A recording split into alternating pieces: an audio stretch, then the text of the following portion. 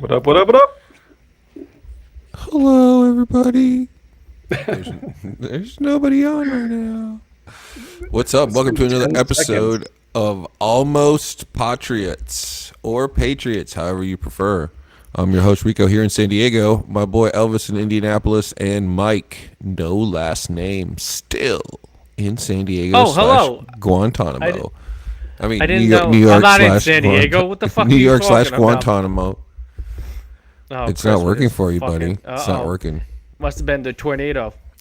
Yeah, so this is episode 26.2, which basically is a full episode that we were going to not be able to do today because Chris was going to go to Dallas. But last night during our taping, Chris was the victim of an aggressive tornado attack.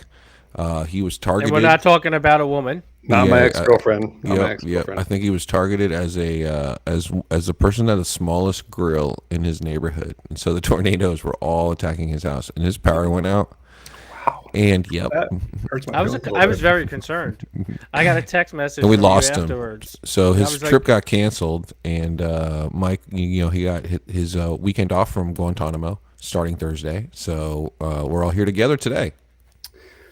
I'm not gonna lie. When I was like, I think I need to take a look. My house was like shook. My whole house shook.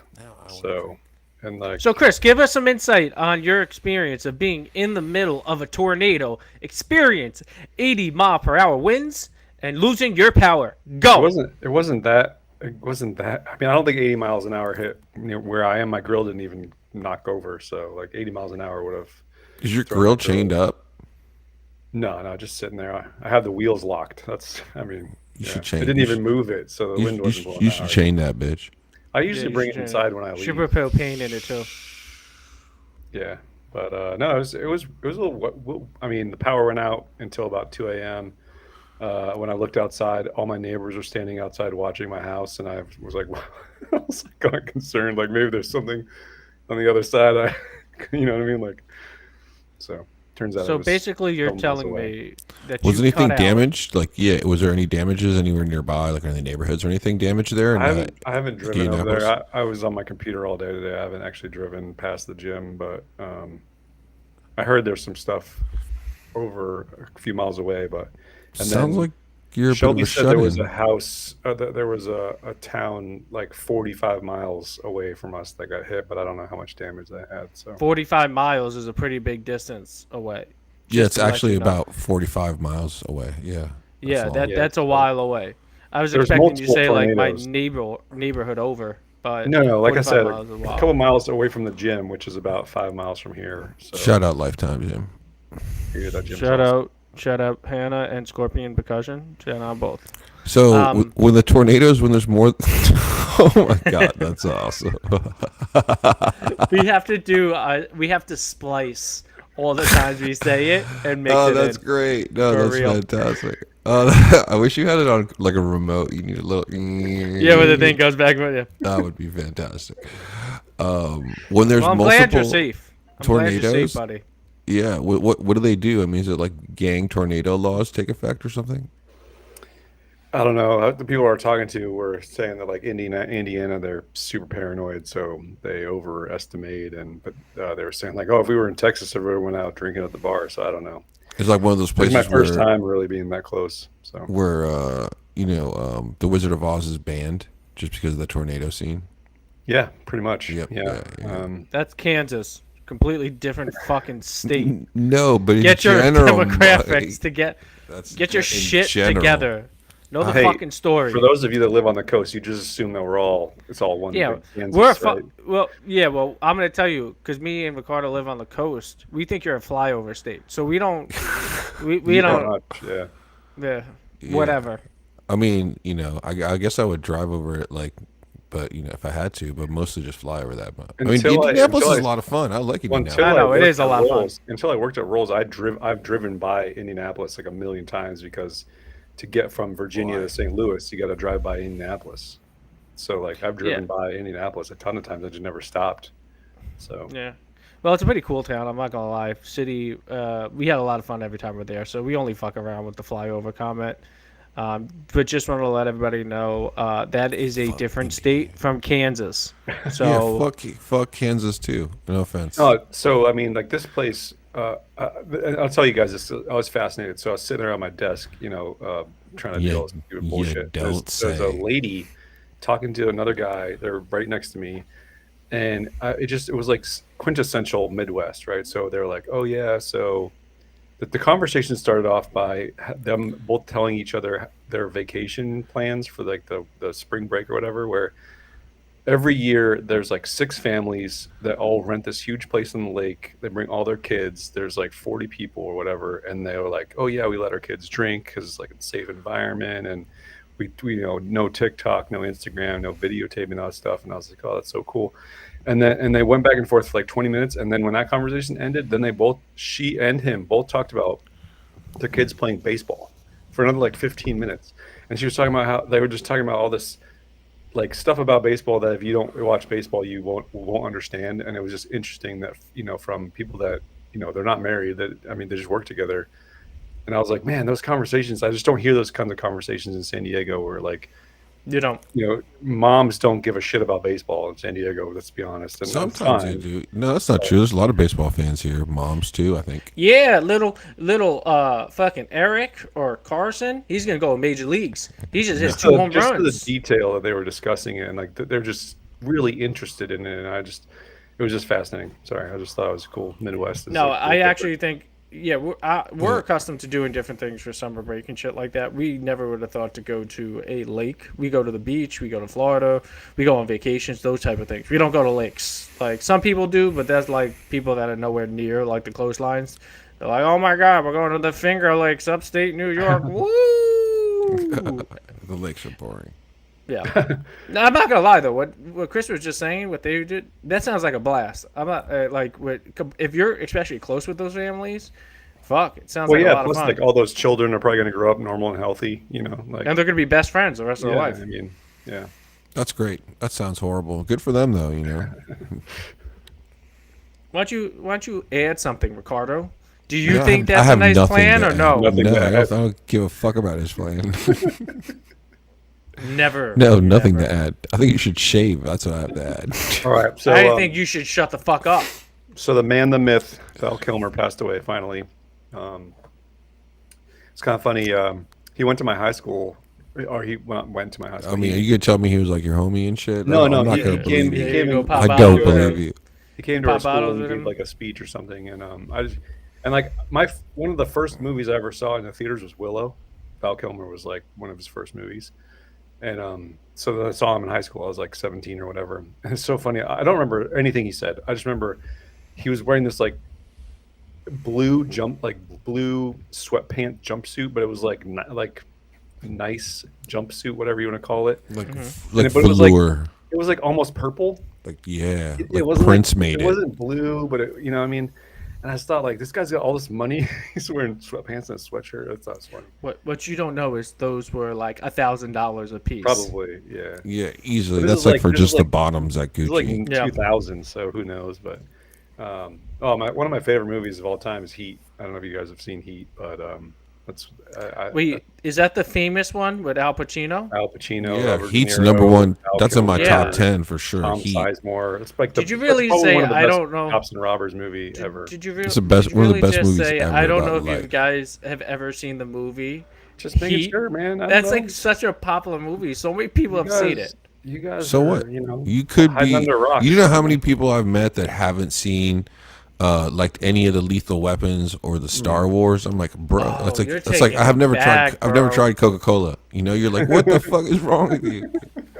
Dude, you're taking it back. Lethal Weapon, spectacular. But yeah, it's sad to see Val Kilmer die. Like I gotta be honest with you, he was in so many movies that I watched growing up. Even though some of the movies I was younger, I didn't understand at that time. But they're legends. Like the Yeah, The movies that Saint. lasted Oh, was that's what- I still love that oh. movie. Willow. Let's not forget Top Gun. Obviously. Yeah. Yeah.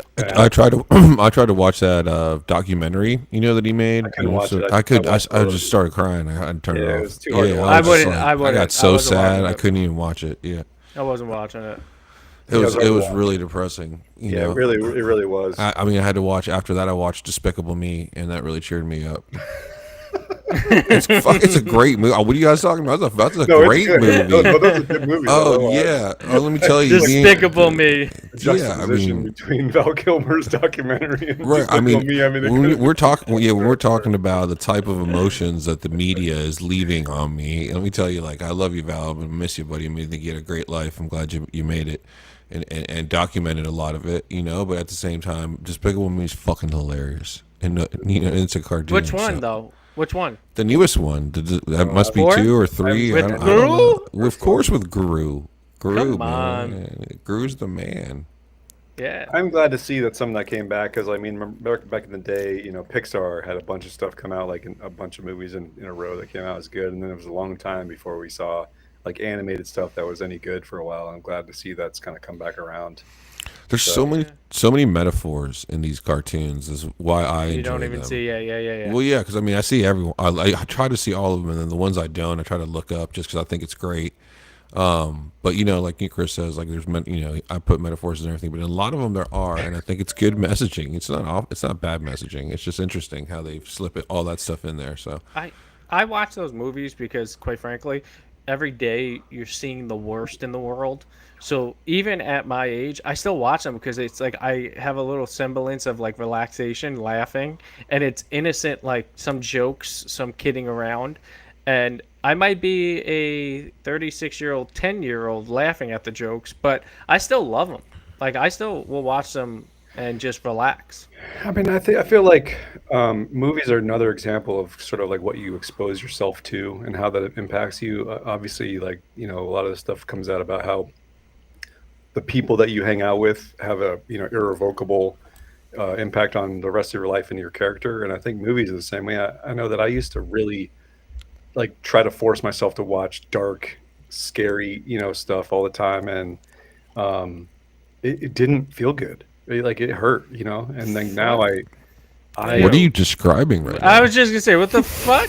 Who's like, I'm gonna force myself to watch dark, And scary movies? it You didn't have a feel night. good. It no, when I was hurt. No young, It hurt. shit. when I was a I young was too Marine, I young. mean, I was dark and no, not that young. Like This you is know, when I was a a young Marine, man. horrible composition Okay. of words. Anyway, right now. so the Amish play baseball, huh? Wait, Don, are you telling me that the Amish are playing baseball? I have no idea. Is this true? Do you guys know anything about this? Can we have. We I don't think have I a. read this in Sports Illustrated. Do we have a? I think I read this in Sports Illustrated. It was one of the top stories. I think one of the top baseball prospects in like the upcoming MLB draft is Amish.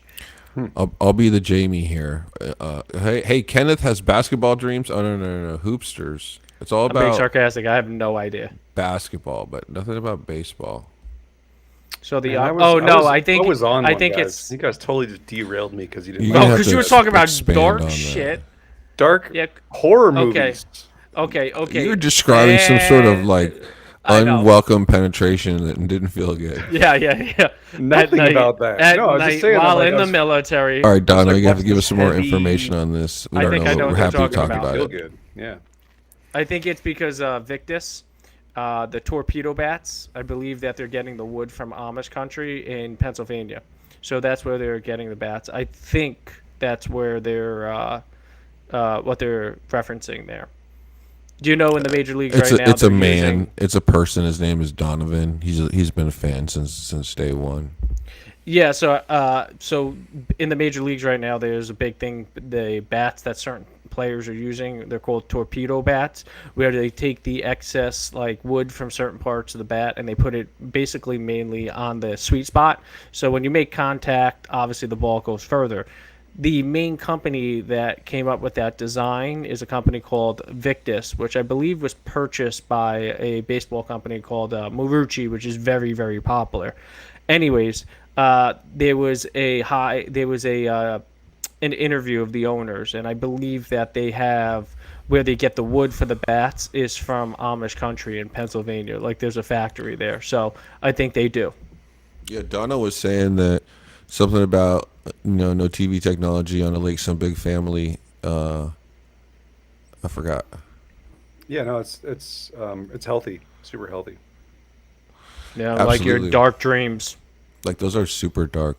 I would have nightmares because I was watching too much shitty fucking TV and movies, man. That's That sounds like awful. a you problem. That Yeah. is. That's why I don't watch that shit anymore. I was just agreeing with Ricardo's choice to watch Despicable Me because like it's happy and Are you fluffy. talking? Let me ask you a question. Do you find Love like Temptation Island dark for you, I don't watch or like Temptation Love Island. is It's Blind? stupid. I know you were Dumb talking in shit. text message the He other day he about called it.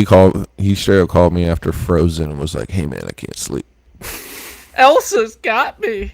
Her voice is amazing. Let it just kidding. go, let it go. There Go. we go. He See, made I me knew sing it. "Let It Go" with him, so until he went to sleep. It was Dude, great. that movie came out when I was deployed. Oh my god, it was on the whole fucking deployment. 7 months. It was on every 5 minutes. It was awful. Who? All the Marines? While No, watching so on the boat we only get like 5 channels, and like three of Mm, them are Armed Forces Network, and then two of them are just movie channels. So the boat has movie channels, and they just play movies. They show you the schedule at the beginning of the day, and then there's like however many movies you can play in 24 hours, and it just plays over and over again. And so until we port, we don't get any new movies. So damn. whatever the boat has on file, that's what plays all day. And so it's always like a combination of old, like popular old movies and whatever new is out, and then also whatever people want to watch. So like Frozen, apparently everybody want to watch. So Frozen was on like 3 times a day for like 6 months while I was deployed. you So I've love seen that. the whole movie, but I've never actually watched the entire movie in one sitting. I've seen the entire movie multiple times, but never watched it from That's how start I to go to the beginning. dentist. I split it up. I'm like, Split it hey up. man, yeah, yeah. I want to Um, drill the cavity now and then fill it later. Yeah. exactly. Just get as many prescriptions as possible. What about AI guys? What's going on with Mike? What are you doing right now? Are you playing a Game Boy, a Nintendo Game Boy? I think he's trying to shave his balls while on the podcast at That's the what it same looks time. like. That's really like, awful. Now we can't hear you because you connected the cord to the ball shaver. You're So, such an ass. That electric I don't toothbrush, yeah. know. What are you Can you hear doing me up there? now? I Yeah. can. AI. Yeah, Let's for talk about this, Mike. some reason my lovely microphone got disconnected. For some reason, I think Elsa came back and was Mm, tormenting me. Anyways, so AI. A lot of people have been using the AI chat bots recently. They go So from chat Gemini, bots is. Claude, ChatGPT, DeepSeek, grok. and Grok as well. So, I use wanted to give Grok you often.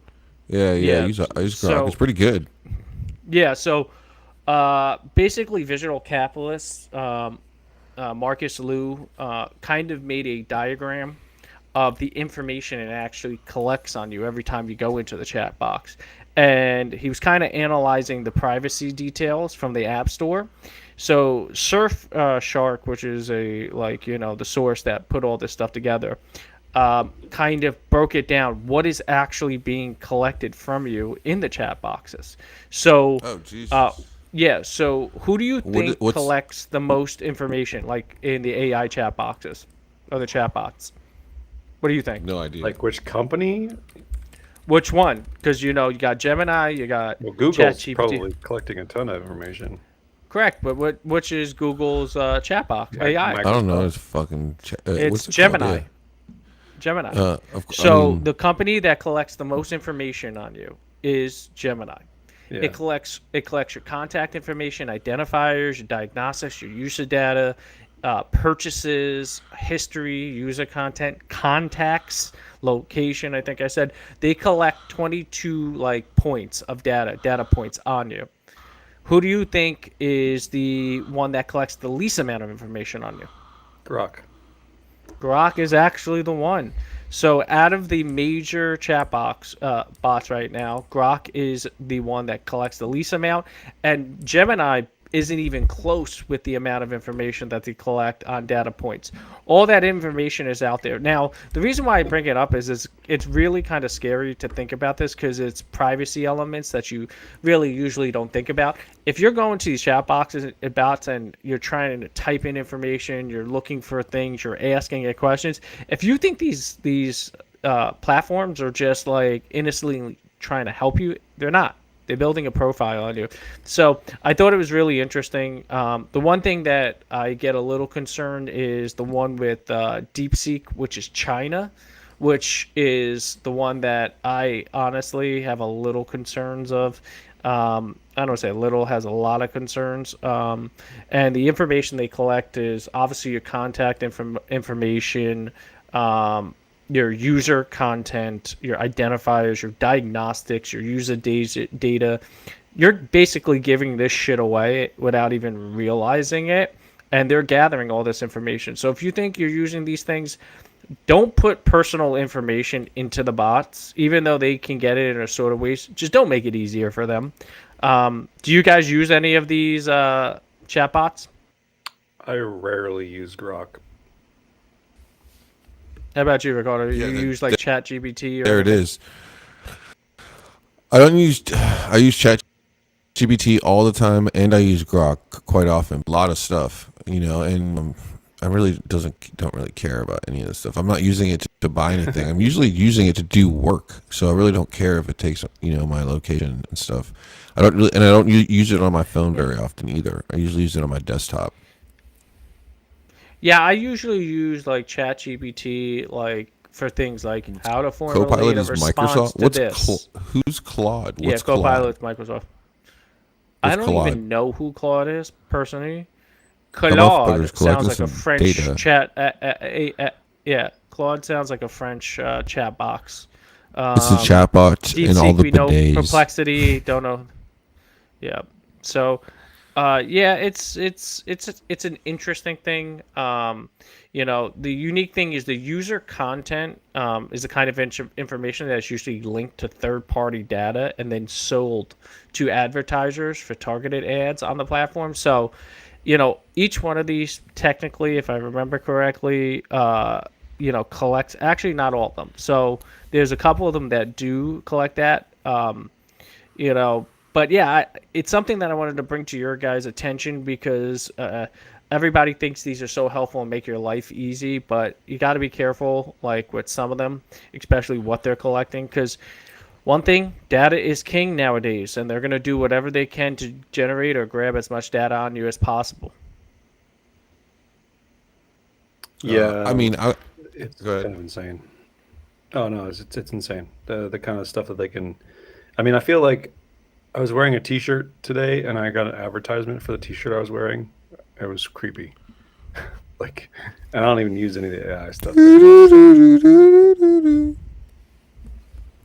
Yeah, I mean, I don't know. I don't really have a problem with this. I don't think that I'm assuming that most consumers who are using some of these platforms, right, and they're getting work done, it's like a trade-off. Like what you're trading is this information, and and you do it, and like stuff like ChatGPT is not free. It's like $20 a month, and you got to pay for it. I think it's like $6.99 a month with premium. So you're actually paying. So if you're paying for the service, I don't really love the fact that they're collecting data and making money on the back end. If they're going to do that, it should be free, right? Right. And so That makes I sense. don't know. I mean, that's kind of where I'm coming from. And like like if it's free, it's great. That means that what you're doing is you're paying with this information, and if you don't want to, then you can go and use a paid service, right, and stay private. And that would be the best spirit of capitalism, in my opinion. Yeah. Yes, I only used ChatGPT once before when it was free, and that was I asked it what for my dissertation. I actually referenced ChatGPT, so I wrote, what do you think the number one managerial problem is? And it said employee engagement and retention were the biggest ones. So I just referenced that.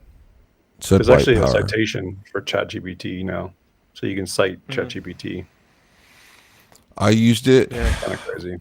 with this girl that I met at at this concert, and then I What sent you it to her. How do right? I talk to a girl? It was like early, and I was doing shit, so I was like, I have to reply to this chick. So like, I replied to the young lady, and like I asked ChatGPT, and it was like going really well. And then the last message that I sent like had. I copied all, so it had like the question and the ChatGPT answer and all the information on it.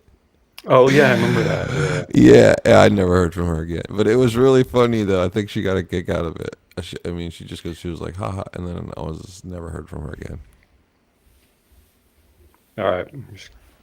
Yeah, So so this kind of segues into the thing I was talking about too, is that a lot of this stuff, because we're using ChatGPT. I mean, even so much as what Ricardo just said, we're using ChatGPT to like figure out how to respond to a girl, how to respond to emails, how to do all this stuff. So I was listening to a conversation. I don't remember which podcast they're talking about how because of that, because how it now, now everybody's going to be just using ChatGPT to like respond to emails and Chabby respond to T, text what's it messages, called? ChatGPT to respond to emails or trying to respond to text messages. Like everything's going to be automated, and so then people are just going to stop using email. And then, so his theory was that people are going to stop using email and stop using text as much and go more in person to counter how much everybody's just using it. So like the only way to get real answers to real questions from real people is in person. And so Absolutely, his theory was it's going to force some of one these hundred things like percent. sales, Yep. because you can't get a straight answer from a human being because everybody just uses ChatGPT to respond to things. Well, So yeah, I mean, like certain types of sales. I think that the like cost based sales that are just going to be automated. I think that's going to be right, more yeah, automated based on like a lot more of an algorithm and like keeping inventories and costs down. But I do believe from a value perspective and from a behavioral perspective that the price of human interaction or the value of human interaction is going to go up even with more people on the planet. And so what's going to end up happening is that there's going to be more people around you, but in order to interact with them, you're going to have to actually like pay a premium in some way. And you can kind of see this in Japan where they have these bars where men can just come and like literally like they just like pay a girl to like have a drink with them. That's it, right? It's like for like 2 hours. And so like that in It's a Japan, like waste of money. and it's like they're not like nothing weird happens. Like a lot of the men are married or are single or whatever, but just like it's not like it's nothing creepy. It's just like it's like company, like human interaction. It's just they work so much that they have to like schedule that they don't have time to find people to hang out with and shit like that. So I think That's a good idea. that's kind of what we're going to see on the cost based system is like sort of like this human interaction now having a little bit more value, and we're going to see some paywalls around it. I think. Let me ask you a question. Do you think the model in Japan with that idea of paying a woman to talk at a bar like works? Do you think that would work in the U.S.? Because I know if you probably paid a woman to hang out with you at a bar or accompanied you, you'll probably hear her complain the entire time and bitch about her life. So is it really worth it in the U.S.? I mean, I don't know, man. That's on you. But I think that if you pay them, they're a little nicer I'm to you. paying for peace. yeah. I feel like a lot of them that when you pay, they are nicer for sure. But I I don't know. don't It's think it has interesting. nothing to do with like I think the sexual part of it. I think what it has to do with is that in that specific part of Japan, and and Japan is also an island, that the people just work, right? And so it's not about that. It's just about the time crunch. And what they're really paying for is to be able to schedule a human interaction, something that's needed, right? On a busy day when they may have, 18 or 20 hours of the day that are already, farmed out. Does that make sense? And so it's a little bit more about that than it is about just, hey, they're not meeting girls. They're not like getting off by doing this. This is just like, like I don't even have buddies, right? I work too much. They're working Is that, too, so. do you think it's more about relaxation too? Yeah. Like I feel Taking, like taking the pressure and tension off. So it's like therapy too. They talk to them yeah. like, hey, man, today my boss told me, that I need to grow 6 inches if I want to be in the NBA. True.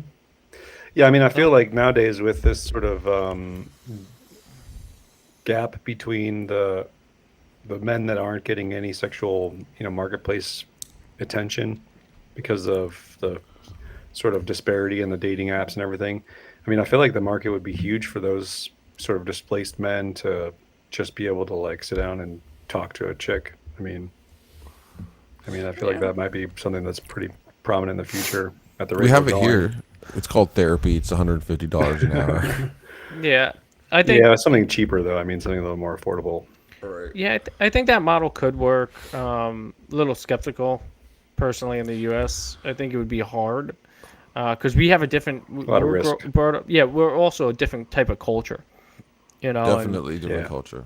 Yeah, yeah. I was watching something that they were talking about how there was like a I don't know, food grocery outlet or whatever that was trying to get the cashiers to engage with the customer more, and so they would whenever they would pay with a credit card, they would respond by "Thank you," first name on the credit card for coming in, right?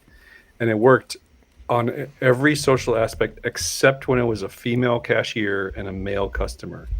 That was the only time they'd ever get creepy. Like guys, because of that like human connection, when they were like call them by their name, that's when they would like stalk them in the parking lot and try to like get their information or whatever. Every other variant, male, female, That's it was weird. like it was. Where Like was this completely done in the normal. U.S.? I don't remember the what details. I just thought it was interesting that like kind of that there's just a lot of Who, starving men need attention, or want attention, seeking who the attention. fuck is going into the parking lot to talk to them? If you're gonna mean, hit it's on not- them, wouldn't it be right away? It's not, I'd be like, hey, how not you my doing? method, but it's just Hey, how guys you guys are doing? weird, man. You've been a guy. Yeah. What are you trying to say? I'm not a guy now? You've been a Yeah, guy? you The kinda look fuck? like You that. put it past tense? The fuck? I'll remember that, Chris. You love it. Interpret it however you want, you're man. You're doing a good transition. It's okay. You're doing a good transition, guys. Yeah, what's Hey, the transition? speaking of that, it's Oh time for my Rico's God. Britney Spears tarot reading. What up? Yo, I have nothing to do with that. I wish I had a button that I didn't have to fucking hear this. Dun, dun, dun, Britney Spears Oracle card weekly tarot reading. I think you need to write the theme music for this yeah. introduction, Oh, Ricardo. it's good. I'm done. It's gonna be a Britney remix. It has to be. Yeah, that's gonna be fun. All right, wake I'm me a up when this is over. Slave for All right. you.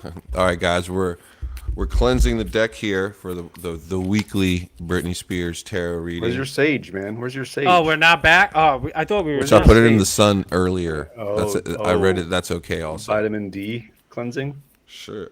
Looks like That's, you need that's it. what Mike needs more of. Looks like you need some of Vitamin that. D cleansing? Yeah.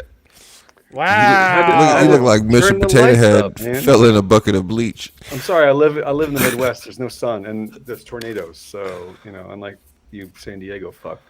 Yeah, I know. Look at how pale we are, and look at how tan he is. Like, this is a fucking joke. Well, Ricardo's Mexican, so I mean. Oh, that's a good point. I forgot about that. Whatever. He's always gonna be darker. All right, guys. Here we go. Let's see what we got. What are we feeling today? We're feeling that those should go back in the box before we hear what's coming All next. right, here we go. Here's the card. Before I announce the card, I'm going to look it up so that I can Oh, read shit. exactly what it means. So this is the tension point. This is where the drama. Chris, stop with the fucking bubbles and stuff. I knew you were gonna do that. Stop. Alright, You're like a guys. fucking 13-year-old girl right now with all the shit. This is All right, guys. this What? is actually what's happening. This is actually happening. For The me card right now. of the week from the Britney Spears tarot deck is the flight attendant. Oh my god. Once again, the flight attendant. All right, guys. And what does the flight attendant represent? Oh, I She's a wish I could hoe. hold it. She's a Oh. hoe. Flight attendant. All right. It says, Promiscuous ready? Working class. coffee, tea, or Britney? Oh my god. Britney loves playing a character, and the flight attendant of Toxic fame is one of her most iconic music video looks. In her blue miniskirt uniform and jaunting hat, Britney nods to the swinging stewardessness of the 60s and the futuristic vibes of the mid-2000s, but underneath her uniform... Swinging stewardess. What is it? Swinging. Yeah, swinging. Yeah. I don't know. She's not... but underneath her uniform, she's not that innocent. Flight attendant Brittany is actually a secret agent in disguise, and she's on a mission. Toxic What the teaches fuck? us that things aren't always what they seem, and life is full of surprises, so be prepared for what's to come, and always stay ahead of the pack. Beverage cart optional. All right. I'm done. I feel like it kind of reminds me of the Blink 182 nurse. I think it says toxic. I think it says, things aren't what they seem. Stay ahead of the curve. Oh, I just woke up. I didn't hear. What'd you say? That was once again. Thank So you you're- for the Britney Spears tarot reading deck weekly. Flight attendant is secretly a man. Where'd you get those again? Las Vegas in a slot machine. In a what's it called, vending machine. in Vegas. Dope. So you actually paid money to With get the those? claw? Did you use the claw to get it? No, like I selected them. It was like that, and then they had like another one that said like surprise adult bag, and then the other one was like, just weird. Like it was like occult stuff at some bar that was cool. Gotcha. Yeah, Britney Spears deck, $20. Go to There's like Vegas. Barney Bingo. Wait, you Could've just got wasted that. $20? I thought That's I would have. cheap, dude. For Britney memorabilia that works, Bro, we use it it's every inflation. week. It's inflation. We use it every It's- week. It's hoflation. It's paid for itself several times over. Yeah. Even though it's getting a paid. shadow banned.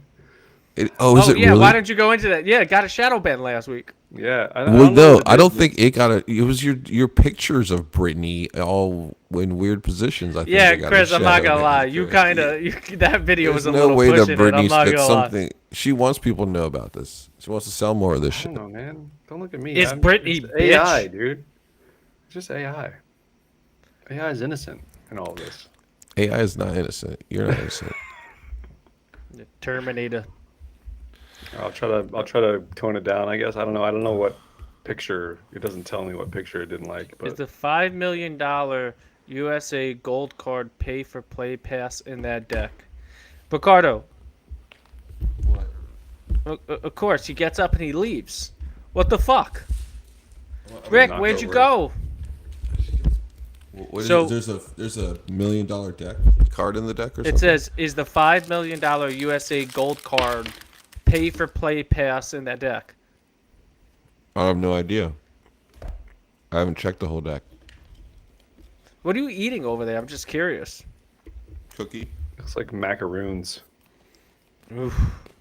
He's Stabbed checking, it. ladies and gentlemen. He is checking right now for the $5 million USA Gold Card pay for play pass. If it's there, we split it 3 ways. If it's there, we're going fishing. That was so fucking random.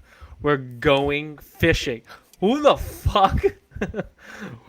I don't think all the time I known you, not once have you mentioned fishing, and you just threw that at a left fucking field. We're going fishing. It's our conversation before about the lake bring up fishing now? I Like, thought hey. it was funny. I thought it'd be a funny thing to say. You win $5 million to go fishing, right? I mean, No, you go to Disneyland. No pay for play card. Sorry. it's fine. Shit out of luck. Donnie That's had it okay. on the plane today. I think that's a reference to the President of the United States of America. His name is not Donnie, it's POTUS. Wow. Tone it down over there. Wait, God. Go, let it go. Oh. Are you fucking singing that again? No, Jeff means that I he's know, upset. I He's know. upset I know. about. About how he can't get enough lasers. Shut the fuck up. No, actually, I have not seen the card. I definitely want to see it now that you referenced it. Hold on. Your Look it boy up. is going to have to look at it right now. I can look it up. Yeah, look it up. You got the internet there. I want to see this $5 million pay for play. Boom, boom. Yeah, so here we are. Thank you guys while I was Shut up. out.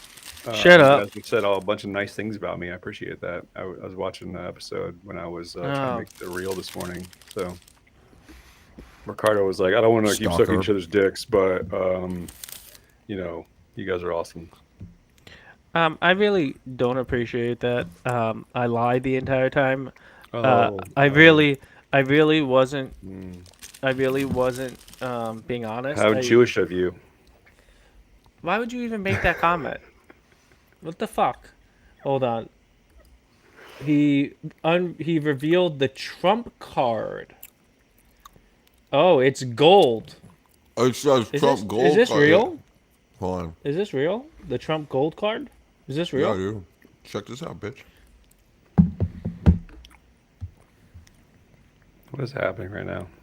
Are we in the Twilight Zone? We're responding to a comment.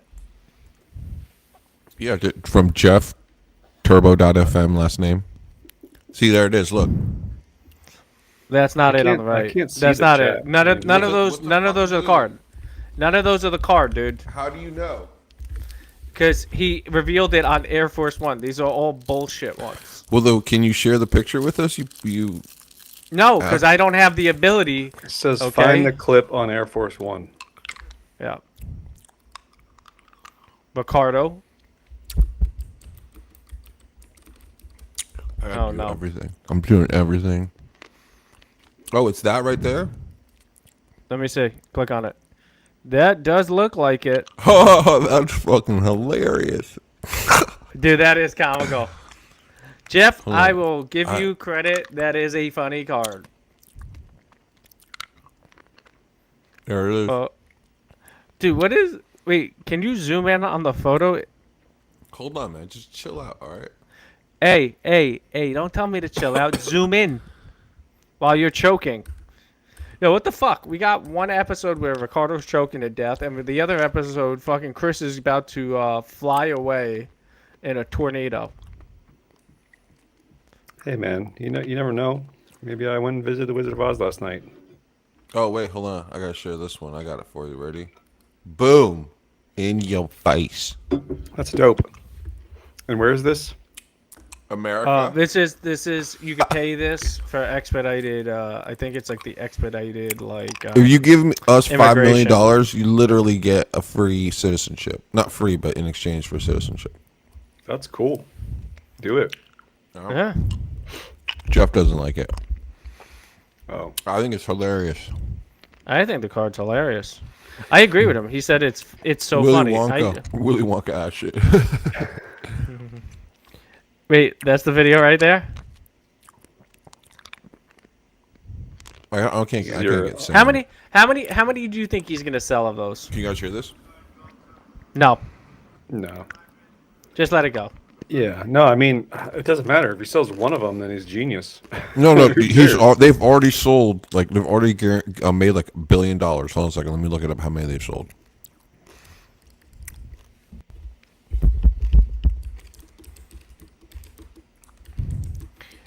Why don't you ask ChatGPT?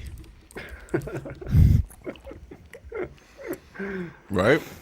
What is it, like 10 grand in Uruguay, Ricardo? $5 million in the United States equivalent to 10 grand in Uruguay. No, I mean, like, You guys Uruguay, ready for I think this? You can buy Visa. Hold on. Green card. Uruguay's 400,000. Okay. 1,000 cards have been sold already. Yeah. That's like however many $1 billion, dog. 5 billion in a single day, dude. That's insane. You motherfuckers might laugh at him, but it's a good idea. Yeah, that's a good idea. Who the When fuck is that? when we're running a deficit. Yeah, I mean, the whole point is, what did my buddy Doug Smitty shout out Scorpion Prescrution in Vegas? We took some mushrooms and went to go see our friend, shout out Von Bolt. Theo Von? Yeah, Oh. yeah, no, Von Bolt, this kick-ass My favorite kind of horror weed is punk cocaine. band. Yeah. And What is our theme today? Horror? no, I was just telling you about what we did. And he said, like in the middle of this show, he just came up to me. He's like, "Our country's bankrupt, huh? What's going on? We're chosen to run the bankrupt corporation out of bankruptcy." And he was right. He's like, I think that I think people need to understand that that's what's happening. Is that the moves that are being made are to like try to keep America afloat and keep it moving. We couldn't keep going at the pace that we were going. Unfortunately, I think everybody's been saying this for years. The stock market has been bloated for some times. We needed to adjust our spending because we were running a $2 trillion deficit. I'm okay with some of it. I gotta be honest with you. I do like the moves, and people are not liking this tariff move. I'm actually liking it a lot. I really do. Like, I think I saw an article where Audi and Porsche are going to start looking into building their cars in the United States because they don't want to pay on the tariffs. If we can continue to do that, that's fine. Is it going to hurt us short term? Absolutely. I definitely think our wallets are going to get hit in certain perspectives. But I mean, look, at the end of the day, some of these moves you're not going to see though for 2-3 years down the road. These are long-term moves that are needed. they're not even moves. I mean, again, I think like from a point of just like pure like economic leveraging, I think it's important. I mean, and I don't think it's anything to be afraid of because we're the ones that pushed all the manufacturing out in the first place. Yeah. So, so I think that it's a correction that's happening, and doing it this way is an interesting. And I think idealistically, the way that it would work out would be that okay. So what we're really dealing with is a cost issue, and you have two parties on either sides of some sort of financial barrier, and that financial barrier is geographic in this sense, right? And in order for those two parties, to make the most amount of money, they want the least amount of barriers between them and the transaction, right? And so what they're saying is like, if we're adding this barrier, whether it's a tax or a lower price or whatever it is, right? Now there's this incentive that, okay, well, like, here's this 30% increase that I'm going to lose, right? And becomes a barrier. But if I take 10% over 5 years of that and invest it in my own factory in that country, I'll never have to pay that barrier ever again, and I'll have eliminated that 20% above what it will cost me to build the factory in taxes, at least until the factory is built, right? And so I think that that's the smart economic leverage. The point is that the economic decision is, if I'm going to sell cars in the biggest market, right, then I'm going to have to pay. I'm going to get 30 to 35% less, right, of what I'm going to be selling those cars for. It's not going to work for me. But if I can, take what the 10% of that cost and make a factory, now I save a whole lot of money, and that would be the smart economic play. And that's where I think most of the companies who are smart and aren't politicizing this will go. It's like it's a cost issue, right? And then who wouldn't want a factory in the U.S. I Like mean, I feel like you don't even if you don't even factor the cost into it and just think about supply, right? I mean, look at COVID. We literally had, ship after ship after ship sitting off the coastline, not being able to come in through customs because of COVID restrictions. And so there was just shortages across the board for everything. And if we bring all that manufacturing inside the US border, then all of a sudden we control our own destiny.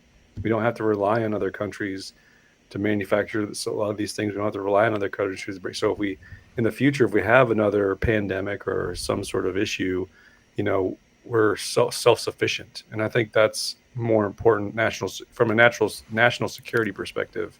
Being more self-sufficient is far more advantageous to us than the price thing, I think. Jeff Jeff, disagrees. I disagree to agree. So everybody has their opinions on it. I respect that you disagree. I'm going to disagree with your disagreement while we disagree, and we disagree on that to agree on that.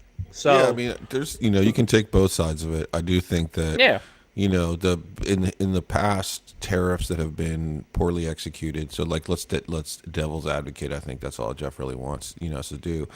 Is in the past when we have issued tariffs or based on tariffs, there was a huge inflation, a lot of job loss, a lot of the stuff that happened in the early part of the 20th century, and it didn't turn out really well. And so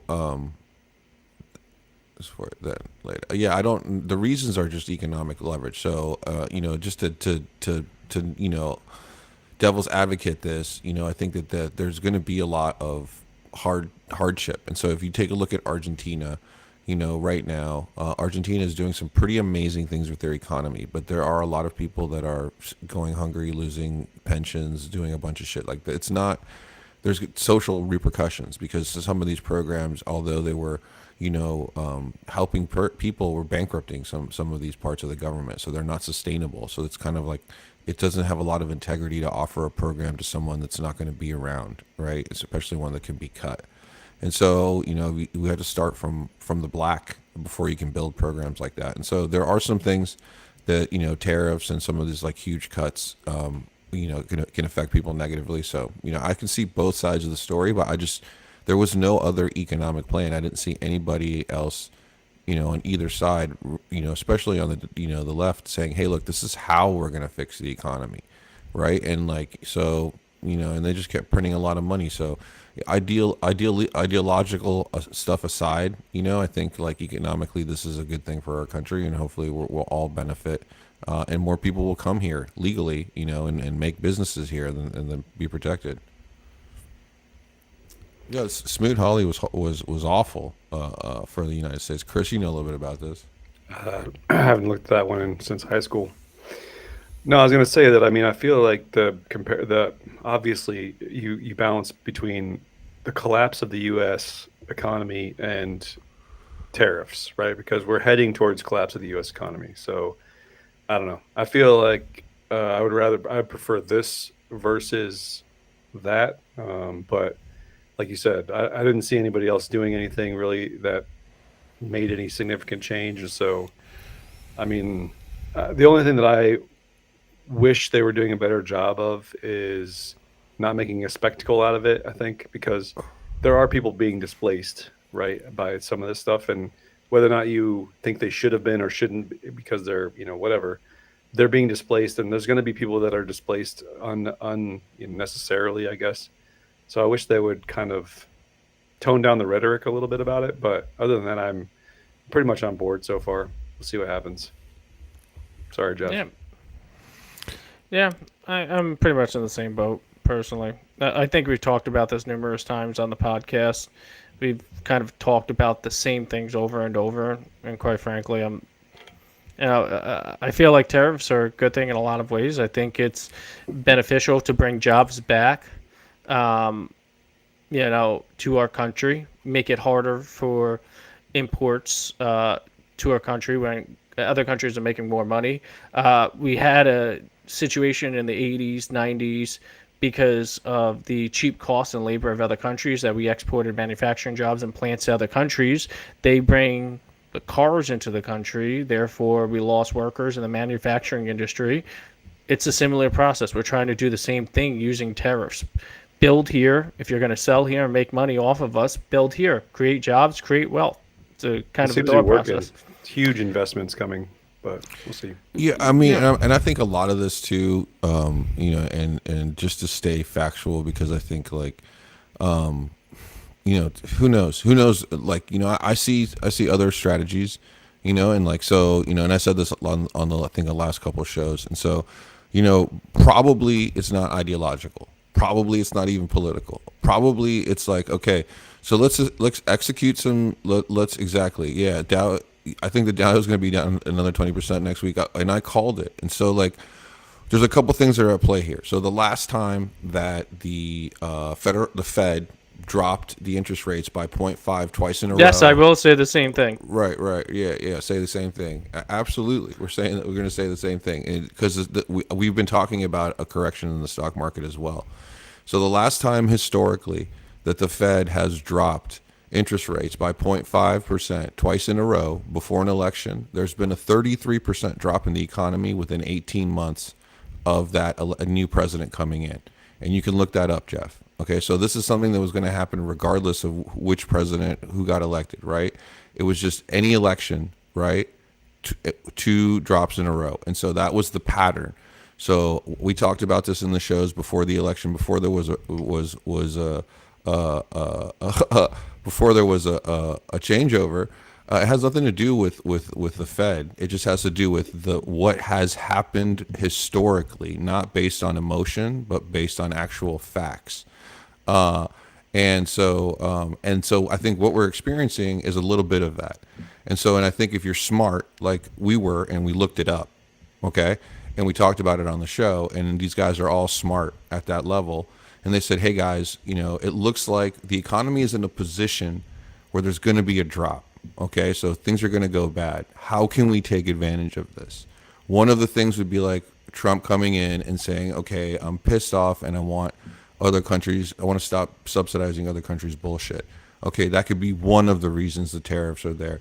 And the other reason could also be to further put pressure on the Fed, right, to manipulate interest rates if there's any kind of inflationary pressure, right? And so this is what I think, I don't know if that's what Jeff was talking about, but this does put a huge amount of pressure on Powell now, or on the Fed, right, to manipulate interest rates or open market to be able to balance these inflationary pressures. And so this kind of also says, like, Trump is saying to the Fed, to the central bank, like, fuck you. Like, I'm going to make your job hard for you, right?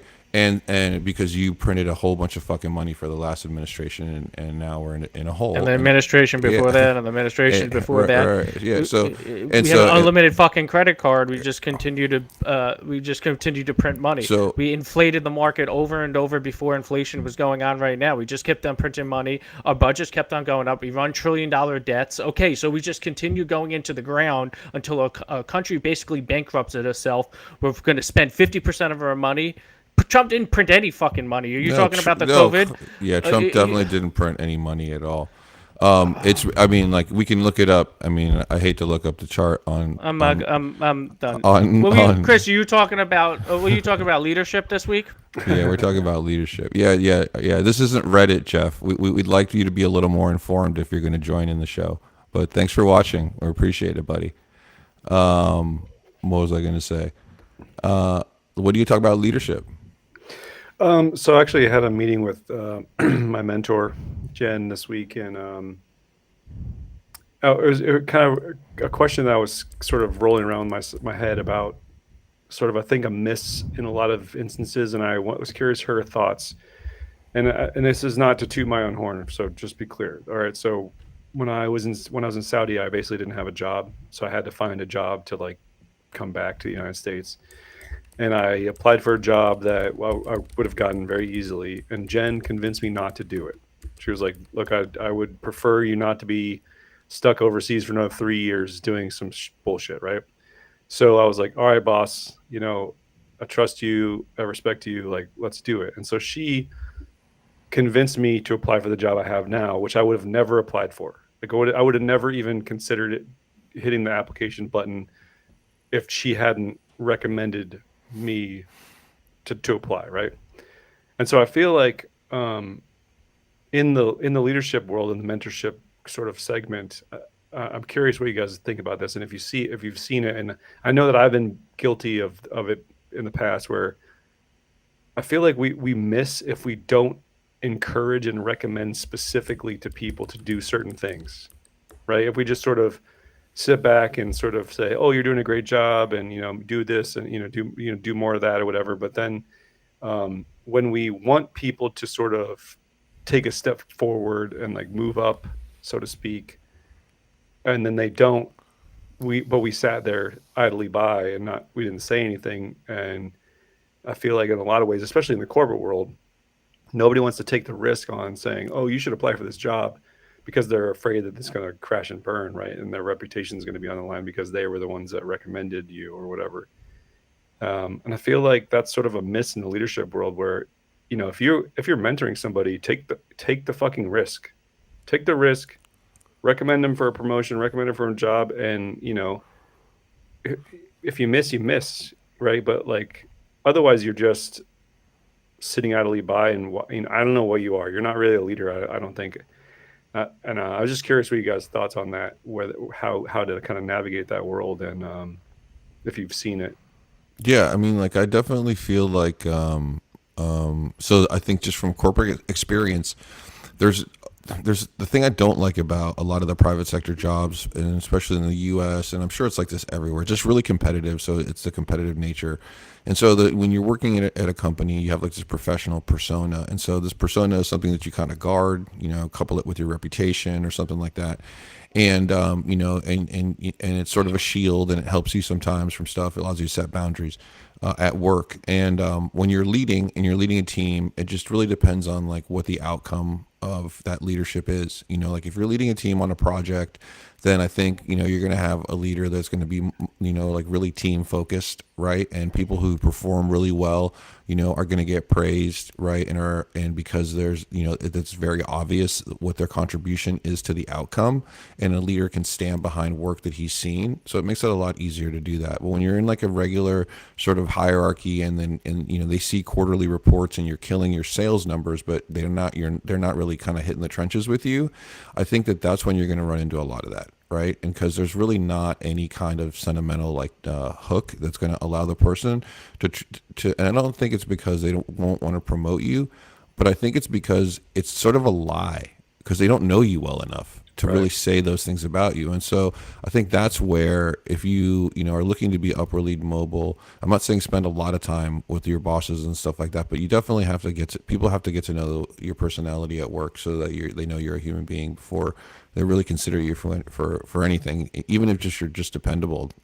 Is not necessarily enough. That's why people who are really good at their jobs get really frustrated when, you know, the what do they call it, extroverts, you know, get promoted and do little work, because they're the ones who are kind of just hanging out with everybody, dude. You know, and they want their friends. I want my friends hanging out with me at the top too.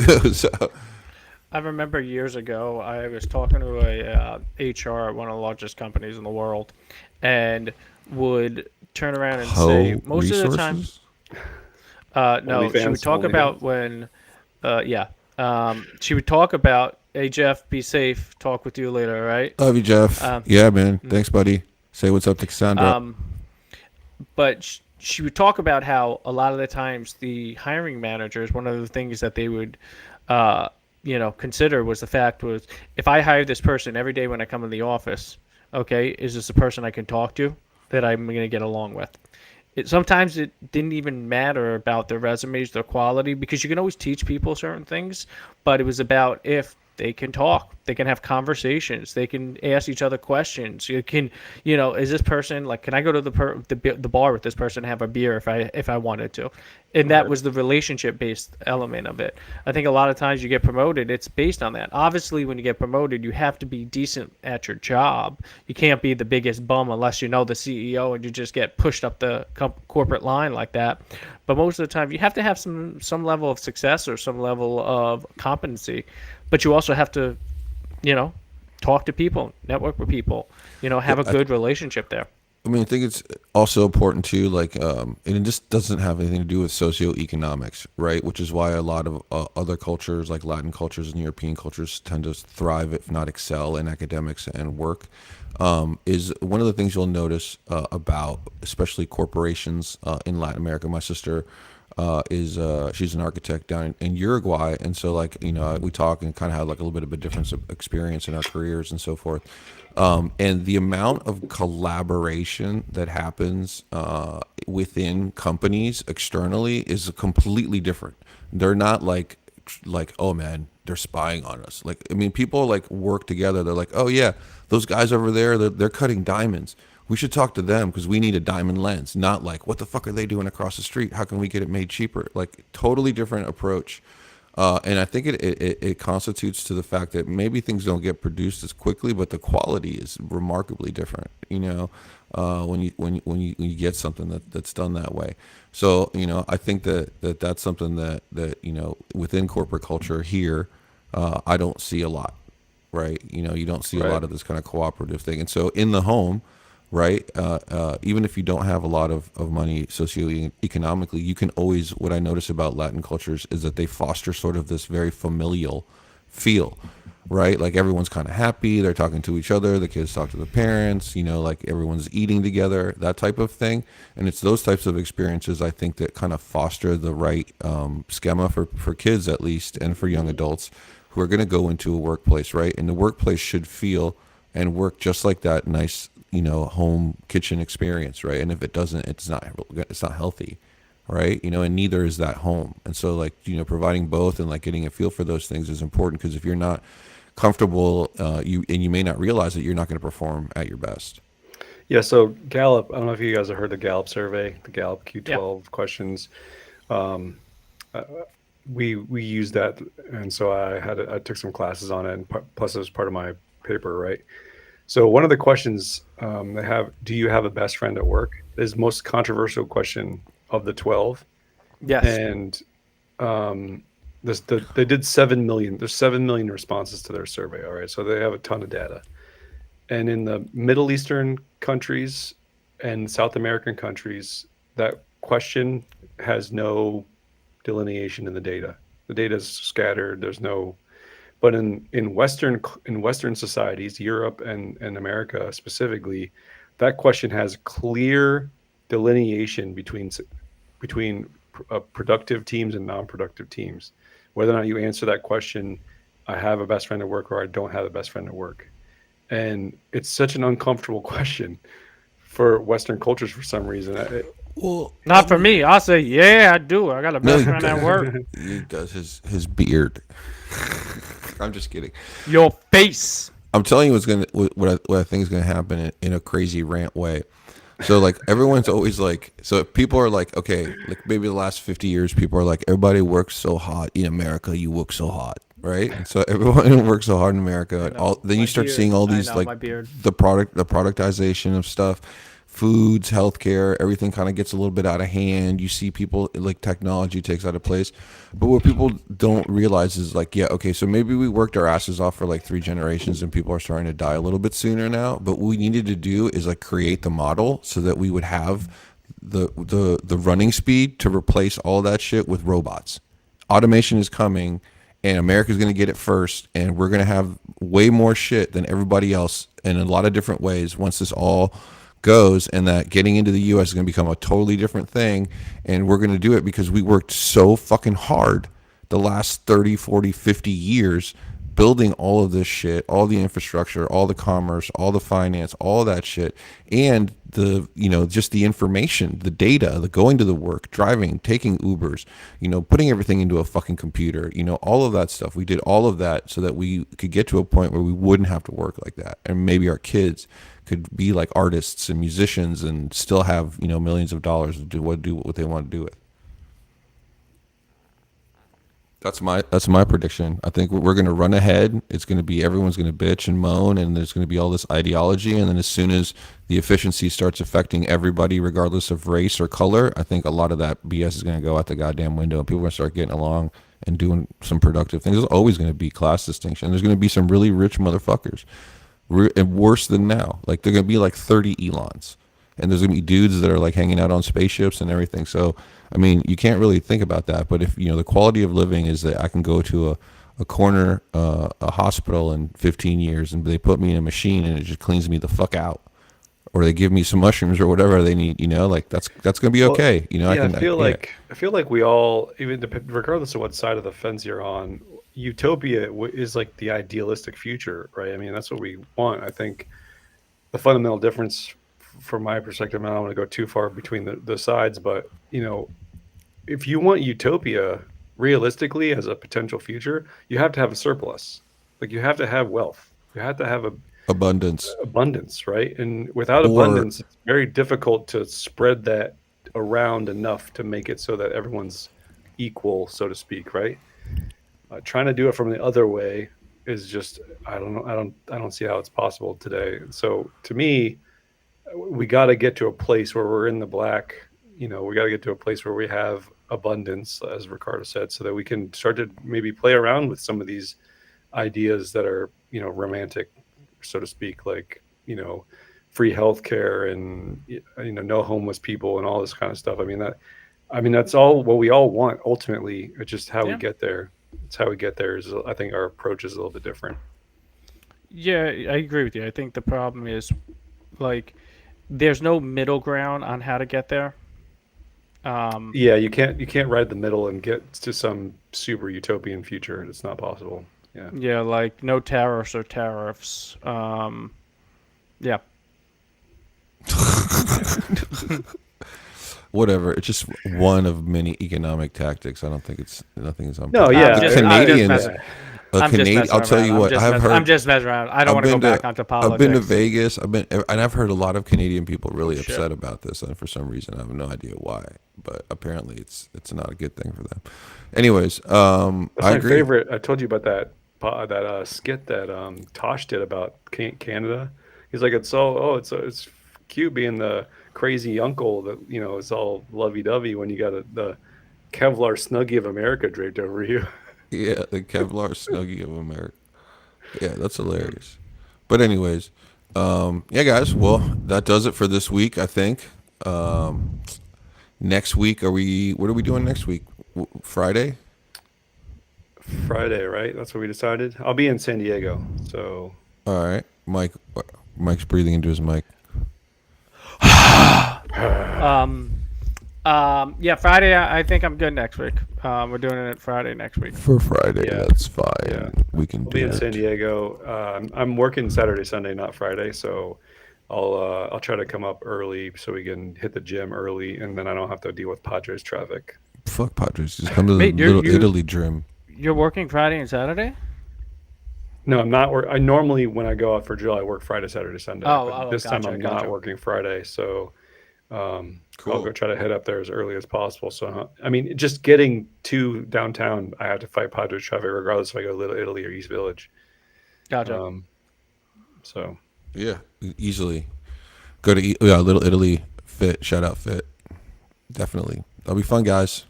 Well, it's then Friday at what time is it? 6 p.m. Eastern, and we're gonna do it, or 7 p.m. figure out whatever works for Mike because for us it's going to be Friday early, but for him it's going to be It's Friday gonna be late. 7. So It's most likely gonna be 7 o'clock. Same time.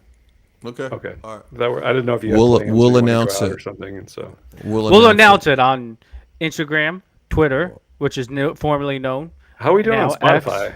Have we put just still only that one I'm episode? I'm gonna put some of the episodes up this weekend. So, Yeah. but Spotify for sure. All right, guys. Thanks for joining us. As always, Mike, no last name in New York, Elvis in Indianapolis, and I'm your host Rico here in San Diego. Thanks for watching Almost Patriots. See you next Don't week. do it, Chris. I knew you were doing it. You fucking. That's so funny, dude. I want that.